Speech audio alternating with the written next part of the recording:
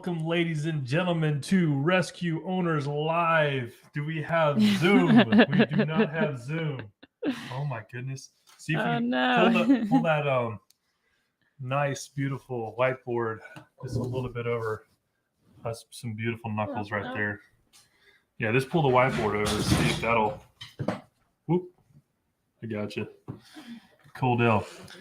You know, it's funny. You would think that we would get this by now. I mean, we've been doing this almost a full year, right? Yeah. Wow. Hey, that worked. Awesome. Now we got some cool glares in the background. We're just going to need to put like a canvas back there or something. Yeah, you need to put that back. My goodness. Let's try that again. Welcome to Rescue Owners Live. My name is KIRK, and you are on with the one and only Beth Mode. This is season 2, episode number 20. Woo-woo. Yeah, get excited. So I don't know about you, but this has been a fun ride. No, that sounds like we're about to cancel. No, we're not about to cancel. Don't get sorry. That was a horrible way to start. It's been fun because we get to listen to people like you tell us about your challenges, things that are working, things that are not working, and we get to share things that we've done that are working and things that we have done that didn't work. And it's just a lot of fun to be able to collaborate. And I don't know about you, but I believe that collaboration is the new currency. I'm getting choked up. Collaboration is the new currency, is what I was trying to say. And so if you're not collaborating, whether that's with us at Rescue Owners Live, whether that's, you know, with someone else in your industry, maybe a competitor, like, ooh, right? Ooh. Could be interesting. Yeah. Like, I mean, I collaborate with competitors all the time. Why? Because that gets me better at what I do. And so, I mean, I want to know, first of all, what they're doing, how they're doing it. I mean, look at Sam Walton. He went before he started Walmart's. He was looking at all of his competitors, and he was going into stores, figuring out exactly what they were doing. I mean, down to like talking to the management, saying, "Okay, what works right, what works wrong? Tell me everything." Wasn't it him who he would send people to stores and he would go with someone else and they would walk out and the person would be like, "Wow, that was horrible. Like nothing was where it should have been. It was disorganized. It was this, it was that." And he would go, "You know what? They had this really amazing stand that had this display, blah, blah, blah, and it was awesome. I'm definitely going to change and do that." And the other person would stand there and go, "You know what? Wow, I only saw the bad stuff." And he pulled out that one good thing that even though everything else comparatively was a lot worse than what their store looked like, he was like, "I can take this one nugget and use that to make myself even better." And that's how you should look at everything.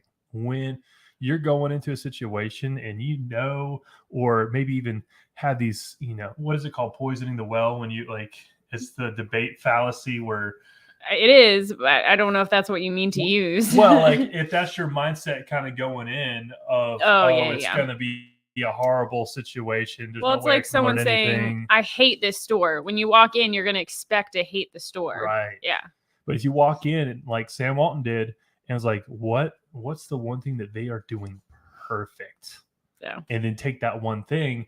And then guess what? Now you have, not that Walmart's are perfect by any means, but like you get to figure out, if you compile all these, one perfect thing here, one perfect thing here, one perfect thing here, you're going to have a completely new IP, you know, intellectual property system process that's all yours. And because you're going to be able to combine something from over here and over here and over here. Well, people do that even with like drop shipping or products on Amazon. I recently saw that where they were like, "I don't play the game of trying to sell something for less because someone can always undercut you. But if I take this dog brush and dog shampoo, I've created a completely new product." Unless someone does it exact same. Exactly. And so it's an offer. Now a product that's maybe one product's $3, one product's like $4, so $7 cumulative profit cost. Maybe they sell that for $30, $40 now together. Whereas selling them separately, you could only sell them for, you know, $7, $10. Right. And especially in the services industry, when you start figuring out, oh my goodness, if I package this and this with my service, then all of a sudden it's a completely different offering. Mm-hmm. People like to buy offers. And when I say offer, I'm defining an offer as not a single, like just a single product is a single product, but an offer is two or more combined that makes it an offer. because now you have multiple things that you're providing in one purchase. Well, it's like when you go like on a webinar or something and they go, you're not just going to get this, but this and this and this. They've bundled. And a lot of times, you know, depending on how you do it, you're going to end up with more value one way or another. Even if, like, say with the Amazon product that I said, maybe you would have paid less buying them each separate, but maybe you wouldn't have known about that second item if you hadn't have bought them as a bundle or even seen them as a bundle. And if you get real savvy, I mean, you could start with a single product and upsell to the package, and then continue upselling or downselling. By the way, you could have $1,000 product and then, you know, throw them a $3,000 product, and then they also throw them a $300 product, and then they're like, okay, yeah, I'll go with that one.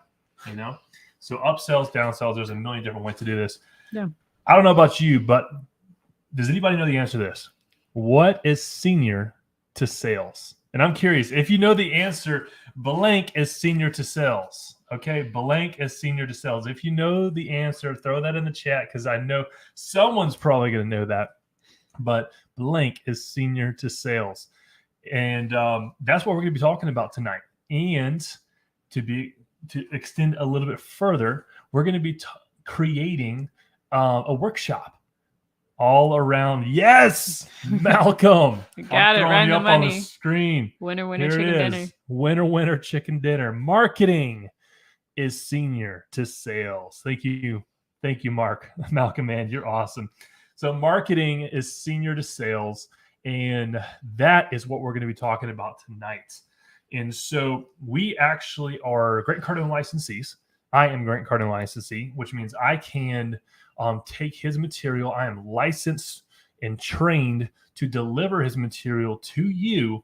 And so we've actually created a workshop, a marketing execution workshop that is designed specifically for you as a small business owner, all the way up to major, you know, I would say we probably all classify as small business owners here. Yeah. I mean, unless you're doing 100 million or more, then I think that's kind of the threshold of considered as a small business. So if you're 100 million or less, this is for you. Okay.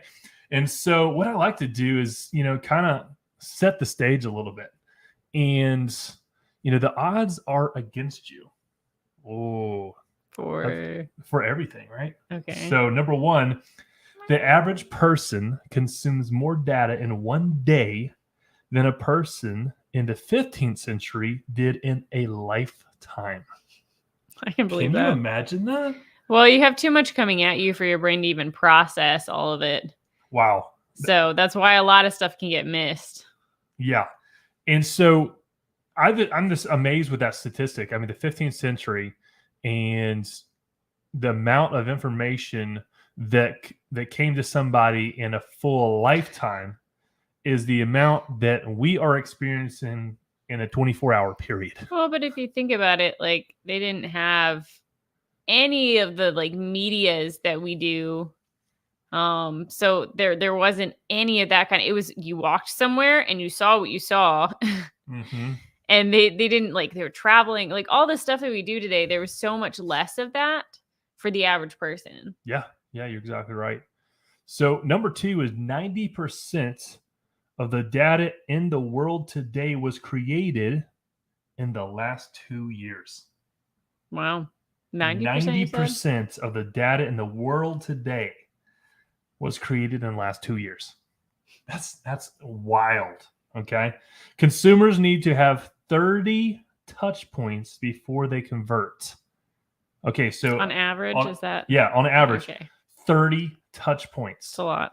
If you're not following up 30 times or more, because this is an average, you're probably not converting at the rate you probably want it to get. Right. And that could be as simple as like a text, calling multiple times. Yeah. I mean, like, because it's not uncommon for someone, especially like your random number to them, most likely. You're probably not saved in their phone. Sure. Your name is probably not going to pop up with your business name, either thing. So a lot of times people see one random call, they're not going to answer it. If you call 2 or 3 times in a row, like just back to back to back, they're more likely to pick up. They're like, oh, is this important? They're like, yes, hello. You know, and then you get a chance to say, hey, like, you know, whatever your thing is to say to them. This is KIRK with the rescue site. And how many times do you call someone in a row? Like what is your 3, and then you circle back around a couple hours later, do it again. So like again, I know a lot of people don't like the idea of calling. Yeah. They don't like the idea of seeming pushy. They don't like the idea of like, and throw it in the chat. I'm curious.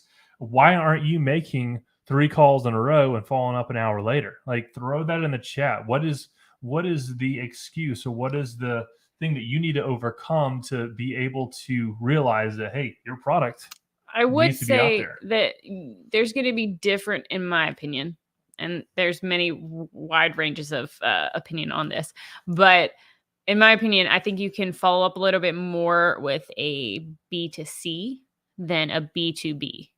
Oh, 100%. So like 100%. if it's B2C, then definitely you should be calling more. You should be sending more messages.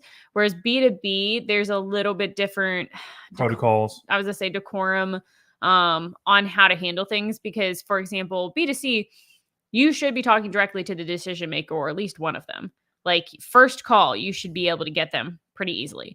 Whereas B2B, you're not necessarily talking to the decision maker right away. So you don't necessarily want to like hit them a ton of times, because that's the person you have to get to really love you in order to get you to the actual person, or 4 steps down. It might not be even a 1-2 step for you. So there's a little different protocol. 1-2 step. Yeah, I guess so. It is sort of like a dance. Yeah, you're right. You got to get them to be your partner. You're like the guy wooing the girl to come onto the dance floor. All right. I like that analogy. You got to get on their dance card, and then you actually have to get them to dance. Card. I don't think anyone listening I think I would beg to differ that anyone on here, there's enough shows and stuff going on right now. Anybody who likes Pride and Prejudice, anybody who's watched Bridgerton, and these are shows that Beth absolutely loves, by the way. These are female shows. These are not male shows. So any men on here are like, what are you talking about? Unless their wife talks about it. But I would argue that there are people that still know what that means. Okay, dance card. If you know what a dance card, I'd love to hear it in the chat, because I barely know what a dance card is via her. All that to say is there are so many things that you need to do in order to get to that 30 touch points. Okay, there's all kinds of ways to do it, but if you're not getting 30 touch points, you're probably not converting at the rate of what you want to convert. And just to throw this in here for food for thought, marketing, like your ads are touch points. So be aware of that. So like say Facebook post, say you want to target a specific area, geolocation, geo fencing, I guess it is. Yeah. Your ads, that's going to make it much more likely for you to hit the same people multiple times. And then when you reach out to them, it's not as cool to reach out, because they're like, oh, that name sounds familiar. Like you're more likely to respond to or answer a call from when you're like, oh, you know what? I've heard that before, because then you suddenly are like, is this important? Is this something I know of? Versus just, I've never heard that name before. I really don't care. I'm going to hang up now. So for those of you who don't know what geofencing is, I know we've thrown out a few terms and acronyms. I want to make sure we define those for those who don't sure what those are. Dance card, yeah. For a geofencing is a marketing term that basically allows you to set a perimeter around an actual geographical location. So you can literally, okay, let's say you're a gym owner. You want to put a perimeter around every single gym that would be competing with you in your near proximity. And every time that someone goes near that gym, they're going to be hit with a coupon to your gym or hit with an ad for your gym. And so that's what geofencing is. It works well with restaurants. For locations too. Yeah, restaurants is another great industry to do that with. So if they're going food courts, oh my gosh, watch out if you're in a food court and anyone doing that properly. Well, but I mean too, like events. Like if you go to like a networking event, and you really want to hit the people while you're there, like you're have a booth or speaking or whatever, you can geofence just that location so that they're getting ads when they're on their phone all day. Let's say that there's a conference that you are exhibiting at, and you want every single person at that conference to be hit with your ad the day before, because they're probably got there a day before, and then for a full whatever period of time afterwards. The second they see you online, they'll see you in person at the booth. They might see you speaking at the event, and then they'll get all these follow-ups, because once they see or click that ad, they are officially, that IP address is officially tagged, and they can like retarget wherever they go on the internet. And so these are some really savage ways to, stay in front of your customer, but it starts with that geofencing that we were just talking about, which is, I love it. Well, and it's a nice way to have a less direct method of attack versus like, it's much more soft for them to see an ad versus them get like a direct message. Mm-hmm. But it's not going to be as harsh if they get an ad and then a direct message, because then they've already seen your name and there's something already there in their head. My favorite way to use it is going to be specifically for a conference or an event where I am, or if you have a physical location. Yeah, my situation that I'm talking about is where I'm speaking at an event. Mm-hmm.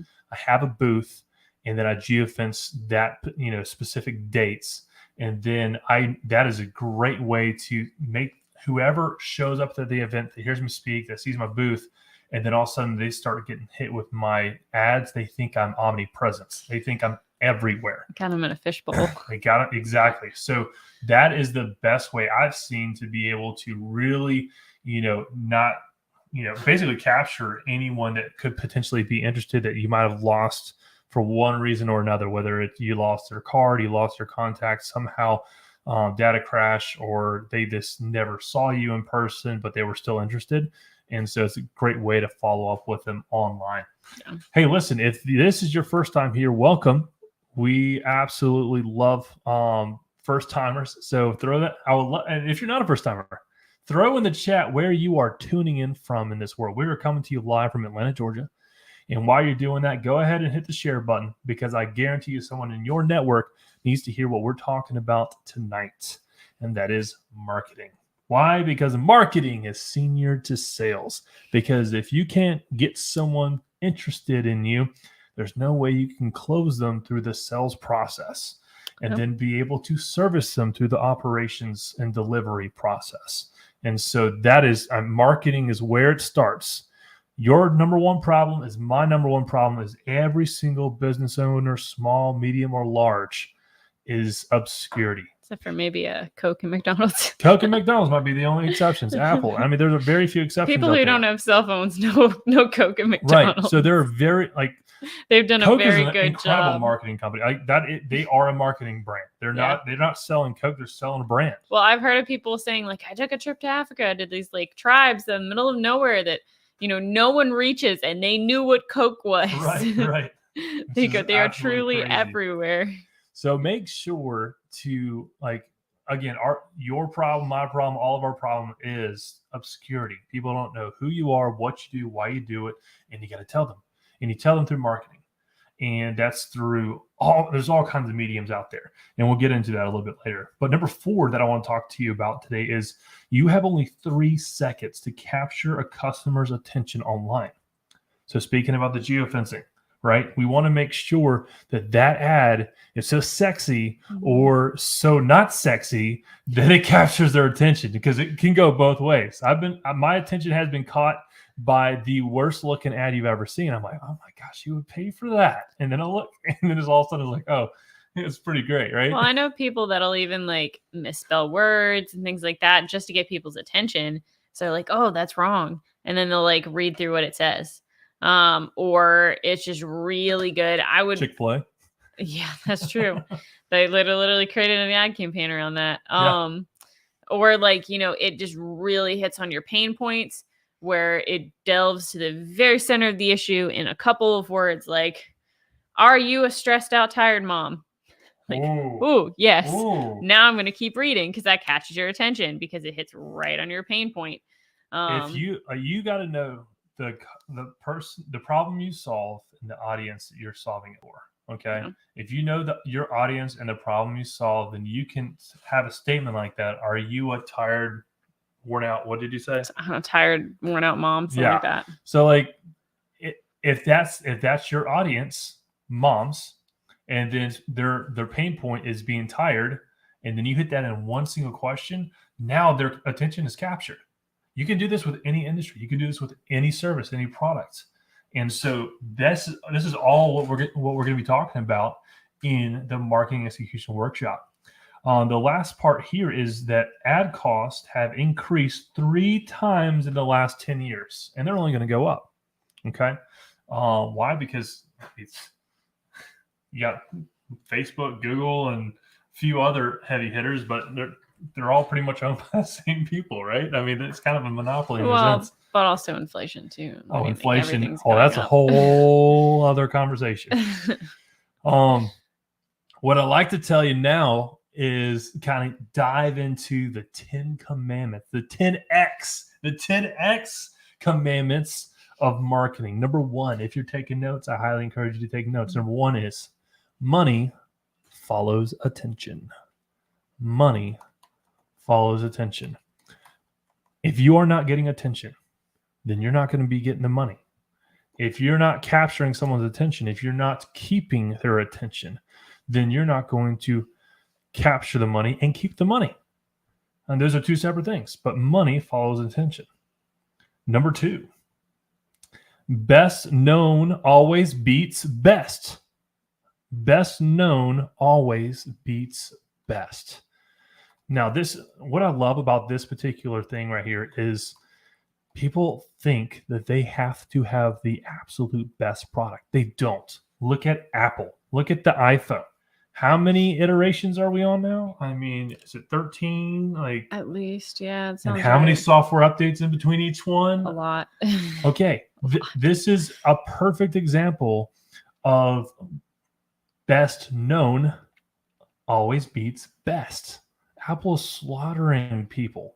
And like they've done a really good job of creating, a customer base that will buy their products regardless, right?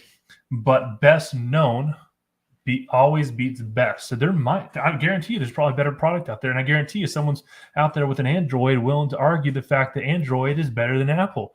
You might be right. But they've also created like an integrated system. Yeah. To where you bought their phone, you buy their iPad, you buy their computer. Buy your watch, you buy your also, Apple TV, you want it all to integrate thing. Yeah. Because suddenly if you get an Android phone and you have a Apple computer, you can't sync things, or you're that person that's not on the Apple chat. I know people who I know someone who had an Apple party when the person's husband finally switched to Apple and he was able to be added to their Apple group chat. There's always that one person with an Android that makes the green bubble. Well, they had a chat that you could only join if you had an Apple phone. I remember hearing that story. Number 3, assume nobody sees it. That is a great way to really live your life when it comes to business marketing. Okay. So like if you post something, it's okay to post something again and again and again. Well, and think too, it's also a good motivator for you to just start, even if you're scared and you're like, oh, this might be horrible. It's okay if it is, because no one might see it. It's very possible. I can't tell you how many times I have conversation with people that they're like, dude, I'm not willing to go live because I don't look right or I don't sound right. I'm like, guess what? How many followers do you have? No one cares. Like figure it out now when no one cares and you have no followers, so that as you're getting better and you figure out your style of communication, your style of ad-libbing, your style of delivery, then when you have an audience, you're going to look polished. But if you try to figure out how to look polished once you have the audience, it's not going to be very good, because then you just start losing followers. Number 4, attention. Attention is the most valuable currency. Attention is the most valuable currency. Remember we said number 1 was money follows attention. If you want to have money, you have to figure out how to grab people's attention. I mean, there's some incredible orators out there that do it. There are incredible, presidents, world leaders. There's people that CEOs. There's incredible. Like you look at Elon Musk. Man, he knows how to get attention. Everyone in here knows the name Elon Musk. Jeff Bezos. I mean, like I can go on. Like there's so many names out there that I could say, and you're like, oh yeah, I know who that is. Why? Because they mastered how to get attention and keep attention and multiply attention. Well, and utilize what it is, because even if it's bad attention, yeah, they found a way to turn it beneficial. That's exactly right. So even if it doesn't turn out right for you, you can still be creative with it. Yeah. Because it doesn't always go your way. People don't always hear it the way you said it, especially these days. There's lots of times where I'll say something and someone repeats it and I'm like, that is not what I said at all. Like, let me rephrase. And you have to do it multiple times. So it's not, necessarily uncommon for you to say something and have it be taken the wrong way and turn into bad publicity. But it's still publicity. It's still attention. And you can still utilize it in some fashion to turn it around, because there's always people that'll be willing to listen. And there's always people who'll take it and hear what they want to hear. Exactly.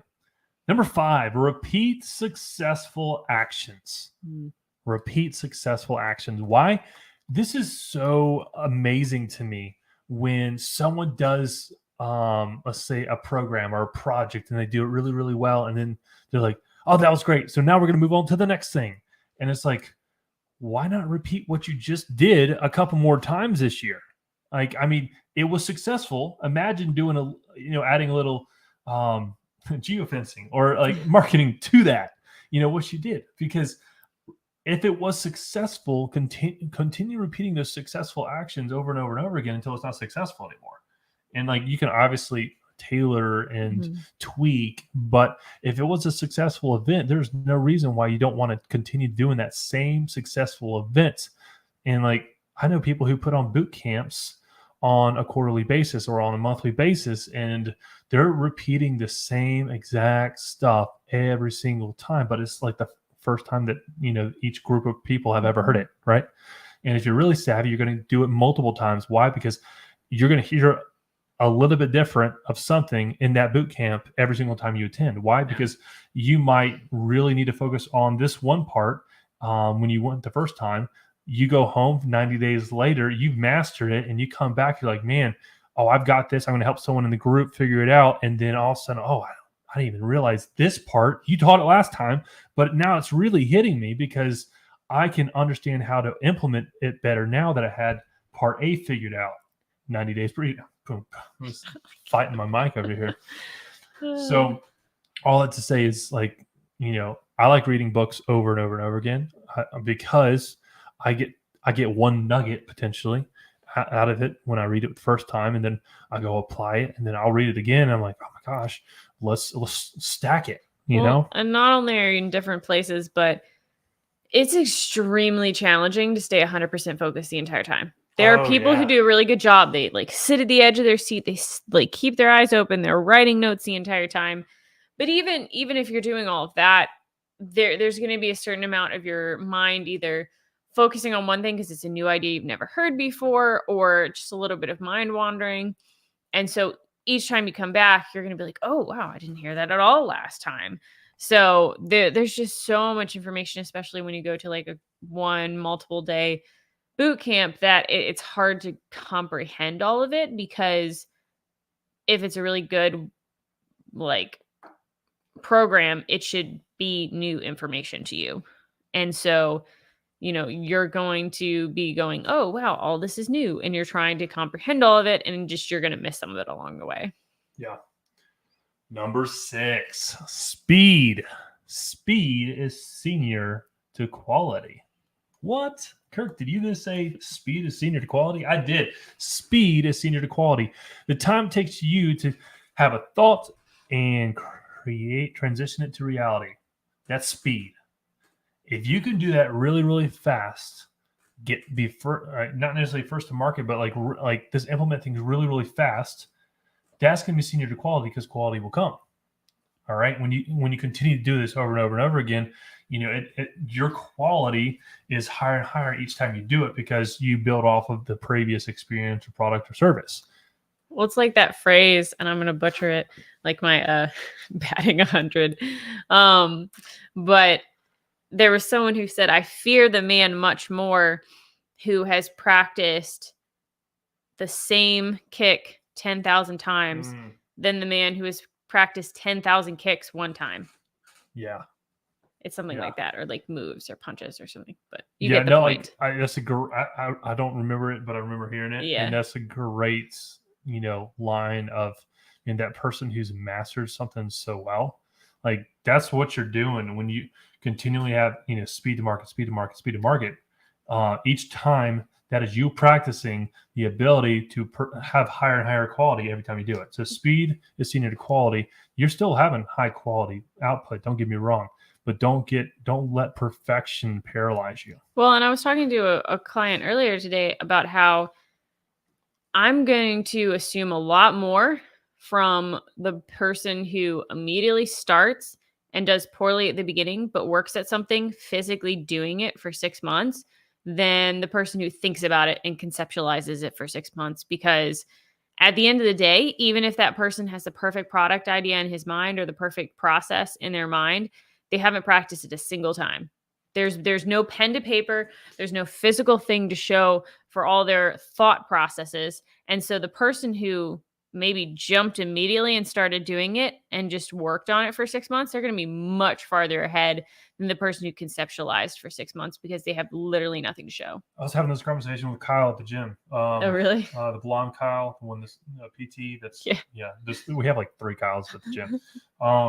Anyway, he was talking about going to PT school, and I was telling him what was new with us, and we were having this conversation of there is a lot of know-how you learn in books and training and events and podcasts or live events like Rescue Owners Live, but until you go apply it, it's only knowledge and it's only theory, and there's a big difference from theory to reality. Okay. And the reality is you actually practicing what you've learned, because you're going to realize that, hey, I know the book said to do this and this will be your outcome, but you did this and that was not the outcome. Well, and it's like, so a couple things. One, like the marketing workshop that KIRK was talking about that we're going to be putting on, that has you actually doing stuff, that has you in the seat doing the thing, saying, hey, this is what you do. Now do it. Yep. Take 5, 10, 15 minutes, do it. And it's going to be horrible the first time. And that's okay because you still have done it. Same thing for like people are terrified of cold calls. Myself included. I was like, this is horrible. But guess what? Do it. And it gets easier because every time you do it, you're like, oh, okay, well, now I know generally what to say. Now I know generally how they're going to respond. Now I know how to, respond when they say this or that. And you're going to get more and more comfortable, but only through doing it and not doing it once a day, not doing it twice a day, really getting in and dedicating some time each day to practicing, essentially. Yeah. And I've had people be like, yeah, I tell my people when they're first starting, if they're just like super nervous, they're like, pick up the phone and scream and then hang up. And I was like, what? He's like, yeah, do it. Pick up the phone and scream, and then you can hang up. Because at the end of the day, they're like, and they're a larger company. They're like, we have enough clients. It's fine. But they're like, there's nothing you can do that is so horrible that it's going to like ruin the world if you have a bad call, and it's okay. And just getting used to, hey, it's all right. It's okay.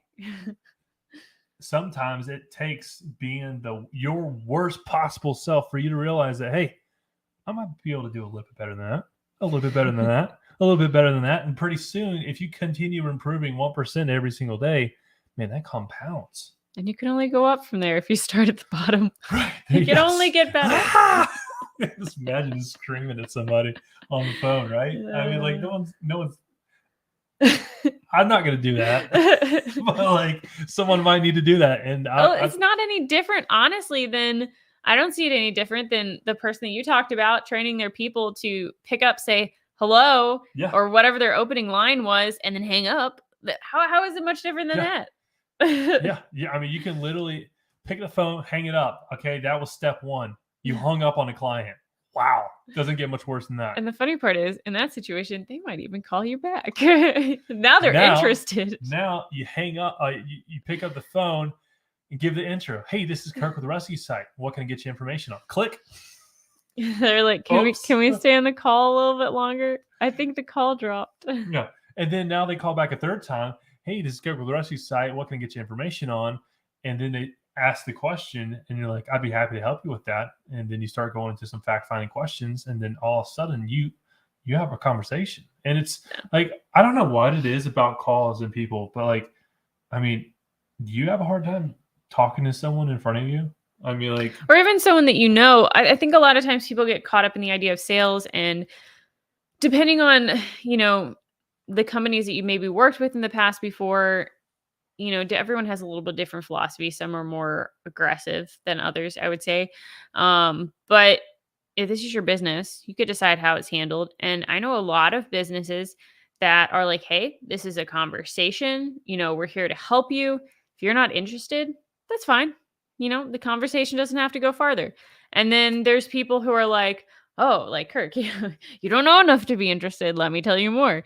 So, there's different levels of how aggressively you're going to sell and work with the client. But, if you're someone who's like, hey, I really don't want to push people, I just want to have a good conversation, then honestly, depending on what you're doing, that might be best for your demographic. Maybe they prefer someone who's not going to push them, but they're just going to be available so that they feel comfortable actually talking to you and working through whatever it is you have to offer. Yeah, like I'll give you a great example, like a gym owner. As a gym owner, I am never, ever, ever going to try to sell someone on coming to my gym. Why? Because it is their responsibility to be motivated to come to the gym, not mine. I cannot motivate. I can inspire, but I cannot motivate you to make the decision to get up in the morning or to come in the afternoon or whatever your normal time frame is. And guess what? If you're trying to beg people to come in and work out, those are the type of people you're going to get, are people who are really not sold on getting their body, their mind, their spirit in alignment. Well, it depends on your model. Like there's some gyms that rely on you not showing up. Okay, yeah, we're talking about the big box gyms that are, I'm not. And people can have a franchise of that. People, but, I mean, you know who they are, but it's in the $10 to $30 range, I would argue. And literally, their job is to get thousands to tens of thousands of members that don't show up. That is their goal. And some actually require you to come into the location to cancel. Yeah. You can't do it any other way. So if you don't make time to come in, you just keep paying. Yep. So these are, I mean, it's a very interesting business model. So if you're into that kind of thing, great, awesome. That's a business model for you. But real quick, so ultimately, and I would argue you can say whether you agree with this or not, this is true for pretty much, should be true for every business. Your customer needs you a lot more than you need them. Mm-hmm. Or they should. I like that. Like what you sell, like we sell AEDs. They need an AED in their home, in their office, in their apartment, a lot more than we need them as a client. Like that's a life or death situation for them. It's a bottom line, really for the business. Well, and as a business owner, you got to build your pipeline. There is 7 billion people on this planet, probably more than that now. I mean, like there's a lot of people out there that you could sell to. And there's a lot of small businesses. If you're B2B, which by the way, that was the other acronym that I was going to define for you. B2B, for those of you who don't know, is business to business. That is B2C, business to customers. Consumer or customer. Yeah. So consumer, yeah. Yeah. And so these are people, like these are acronyms that if you haven't heard of, then get familiar with them, because I mean you'll need to know if you're, focused on B2B, B2C, or maybe both. I don't know. We do both. And there's all kinds of options out there. B2G, business to government. I just made that up. I'm not sure if that's a real thing or not. It is now. It is now. It might be. I don't know. I once had a boss tell me I created something like, a better way of doing something, and I thought, and he showed me that there was a tool for that I didn't see, and he showed it to me. He goes, anything that you think you do better, it's already been thought of. I was like, okay. It's like, I'm sorry, I was just trying to do a better job. You should embrace my creativity. Yeah, I was trying to help because he was just basically like, yeah, you're Anyway, I must have been scarred from that because I still remember the story. Wow. All I have to say is let's move on to number 7. Number 7 is marketing and senior sales. That was our opening line. That is number 7. It made the 10X commandments of marketing. So marketing is senior to sales. You got to make sure you get out of obscurity. You get in front of people. They need to know who you are, what you do, why you do it. And in order for you to get them to the sales process. Okay. Number 8, frequency. Frequency comes before greatness. Frequency comes before greatness. I'm talking about the consistency of doing sometimes mundane tasks over and over and over and over again. Like a lot of times they are. Yeah. I mean, think about it. Like, I want to classify rescue owners live mundane, but like this is a frequency thing for us. We're on every single Tuesday, no matter what. Every single Tuesday, and it's we're getting close to a full year. Oh my gosh, I think it's next month. Wow, that's pretty exciting. We'll have to do something special. I don't know. But normally there's things like foundational things that you do every single day that are classified more as mundane. But if you weren't to do them, it would be a problem. Like, I write down my goals every morning when I wake up. Like, those are things that, like, as a consistency, it's a frequency thing that I do every single day. And your goal should be that with those things, you get them so ingrained that it is equivalent to brushing your teeth. Because you don't have to think about brushing your teeth. You shouldn't have to think about brushing your teeth. But it just happens. And no matter how busy, like, hopefully I'm talking to lots of hygienic people here, but no matter how busy your day gets. It's like how I do it, you know, it's like not like actually having to remind myself to do it. No matter how long the day has been, no matter how tired you are, you're probably going to brush your teeth before you go to bed. You're going to take those couple seconds to give them a good brushing. And flossing. Well, sometimes that step farther is not always there for people, but that has become something you don't have to think about. You don't need to really remind yourself to do. It just sort of happens. And so your goal is to get these other tasks that ingrained. Like for a piano player, it's maybe playing their scales, and every single time they sit down at the piano to begin their practice for the day, they go through their scales, and that's just what you do when you sit down when you're getting started.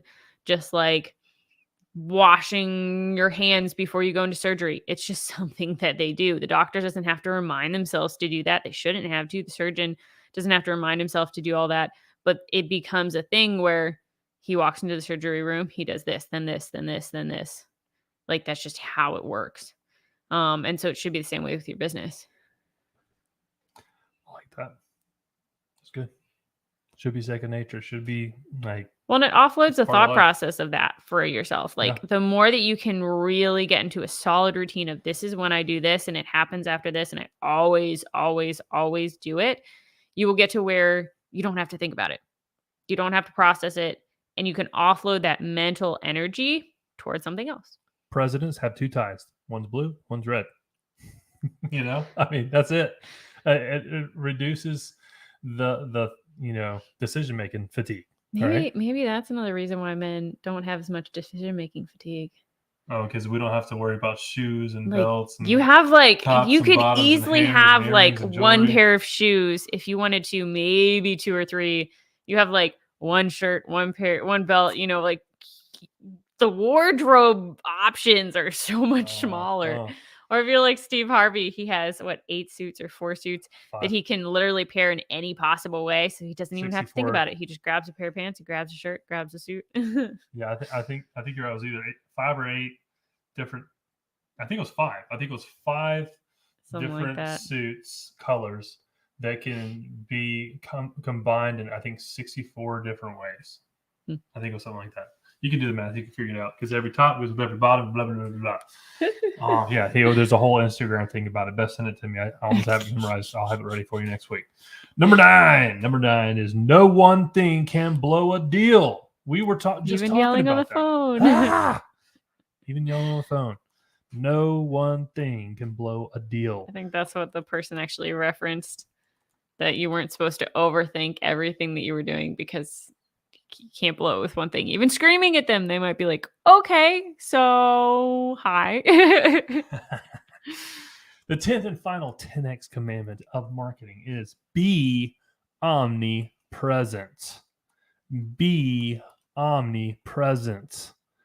I'm saying you got to be everywhere. This is why you want to do marketing, right? This is why you want to geofence. This is why, because if you geofence, you're able to like figure out exactly who's in your facility. If you have a brick and mortar, you'll be able to figure out exactly who's interested at your booth. If you go to conferences, these are savvy ways to figure out, like, do these types of things, right? So make sure you're doing that, because if you're omnipresent, man, if you just figure out how to do the marketing game, you're going to be in front of everyone, and that is who you're trying to be in front of, right?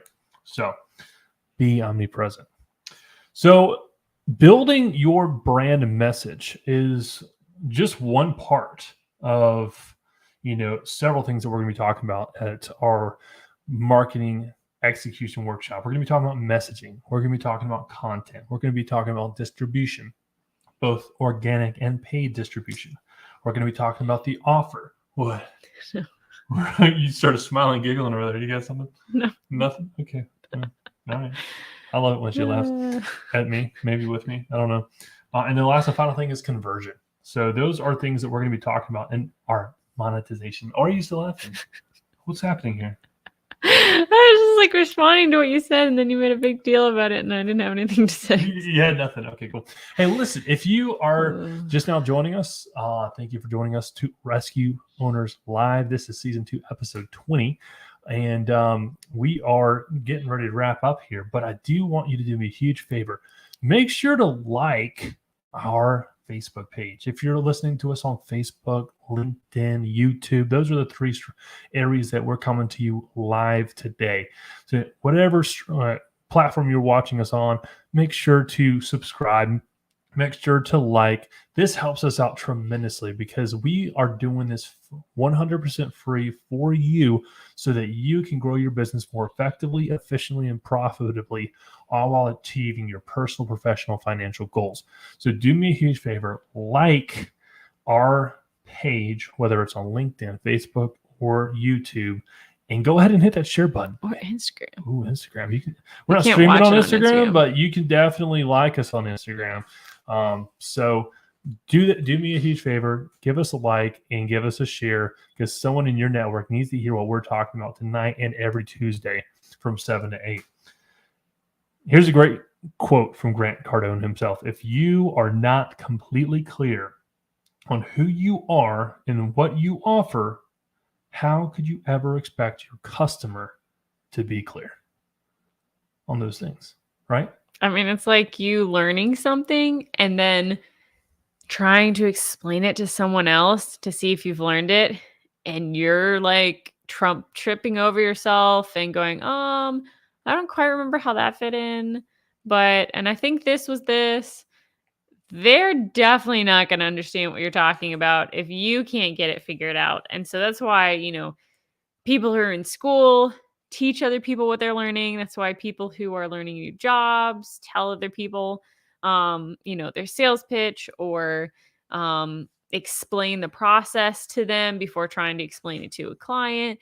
Because at the end of the day, like Kirk said, if you can't understand it, there's no way you're going to be able to explain to someone else so they can understand it. This goes with hiring too. Like, imagine as a small business owner that you're starting to grow, you're meeting targets and you're passing goals, and all of a sudden you need help. So you need to duplicate yourself. But if you don't know who you are, what you do, why you do it, and you can't communicate that properly into the marketplace to find someone that wants to align with you and help you achieve that goal, then there's no way to find and attract and align and retain those that you want to hire, because they don't even know what you're doing, because you don't know what you're doing. And so part of our marketing execution workshop is we're diving deep to helping you develop your vision statement, your mission statement, your core values, your tagline, and value proposition. These are so vitally important for you to be able to whip out and know right off the top of your hand, because if you don't, your core values. If you don't know your core values, inspiration, we got them right here: inspiration, discipline, accountability, transparency, alignment, and results. I don't have to look at them, but you're kind of right there. They're almost disappeared. But slowly wipe it yeah, away. these are our 6 core values, and they're in a very specific order. Why? Because, first of all, inspiration, right? Does this inspire me personally as the business owner? Because if it doesn't, you probably shouldn't be doing it. Exactly. Oh, keep doing that. Does this inspire my team? Because if it doesn't, you shouldn't be doing it. Oh, I should repeat that more. Yeah, okay. Yeah. Does this inspire my competition? Because if it doesn't, you shouldn't be doing it. That one doesn't make as much sense to me. Does this inspire your clients? Because if it doesn't, then you shouldn't be doing it. That one makes more sense. Okay. The reason why I do all 4 is that is how you should market. You should market first and foremost for yourself to let you know that, hey, we're in business. Number 2 is for your team so that they know that you're in business. Number 3 is for your competition so they know that you're in business. And number 4 is for your clients. Mm-hmm. That is the order in which you should market. All right. So make sure you're marketing in all 4 of those areas. Because if you're not, obscurity. People don't know who you are, what you do, or why you're doing it. And you got to tell them, hey, our vision is to create a world where no one dies from sudden cardiac arrest. All right. And that is, you got to have a value proposition. You got to have all these things. And that is what we're going to be going over. And actually doing. This is a workshop. We'll give you execution workshop. So we're going to give you questions. You're going to answer. We're going to give you time to write down. We're going to help you tweak what you're saying with what we know. We're going to show you examples of. Yeah, I was going to say examples. Oh man, to be able to.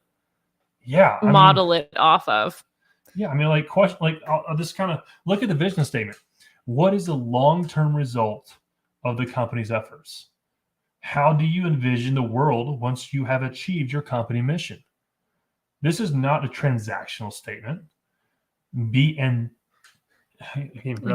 Ambitious. I just got caught up in my spelling. Wow.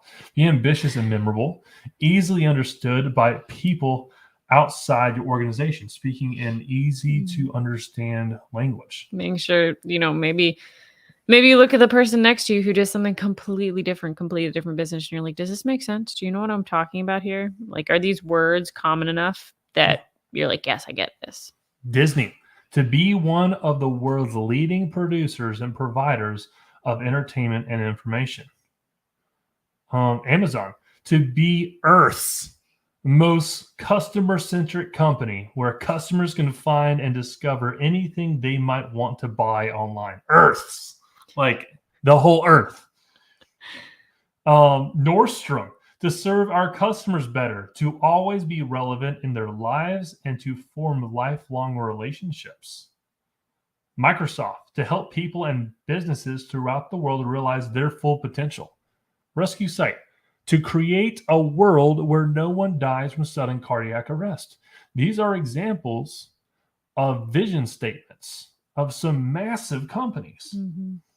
And so I'll give you another one. To equip and inspire 7 billion people around the world to live out their true potential. Wow. That's a vision.